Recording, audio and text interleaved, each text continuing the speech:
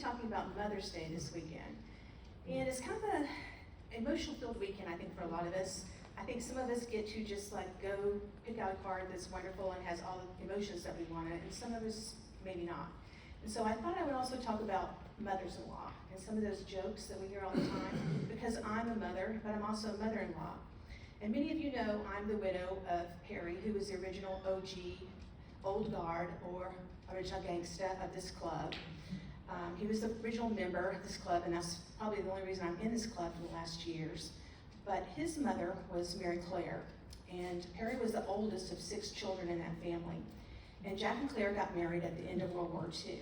And Perry was the oldest of 6, and 18 years later came the youngest sibling. And when Jack got back from World War II, they got married. And many, many, many years later, Perry and I got married in Germany. And our families had not met. So we had called our families, and this is how the mother-in-laws got introduced. We called, and his mother said about me, I found out later, she described me as a Southerner Protestant from the Carolinas, which if you're from South Carolina, you know there's no Carolinas. And many, many years later, she realized I was a Charlestonian. And my family referred to Perry as a Yankee and a Catholic for many, many years. So that was a bit of a rocky mother-in-law start. But she was a great mother-in-law. And now that I'm a mother-in-law myself, I sort of think about the Groucho Marx statement, I resemble that remark. So now some mother-in-law jokes. I haven't spoken to my mother-in-law in 2 years. We haven't quarreled, I just haven't interrupted her. And y'all know I'm a brown liquor girl, and that's a true statement. And I was drinking a Knob Creek meat the other day at Langdon's with 2 of my girlfriends.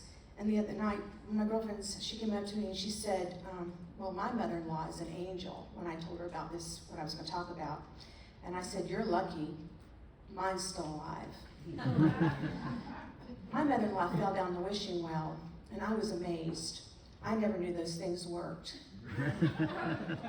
So this is sort of scary. I was camping a while back at the Francis Marion National Forest. You know, it's kind of way up 17. And one of those coyotes that we've heard so much about, you know, they're on Isle of Palms, now they've transferred, they've gone all the way down into the forest. And they got into the tent with my mother-in-law.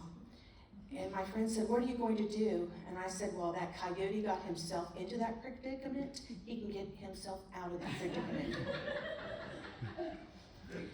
So why do we bury mother-in-laws 18 feet down when everyone else is only buried 6 feet down?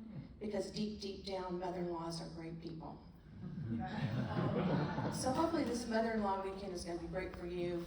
And if you happen to see your mother-in-law, if you're going to spend it with your family, and hopefully it's not stressful and your health and happiness will not be bothered at all.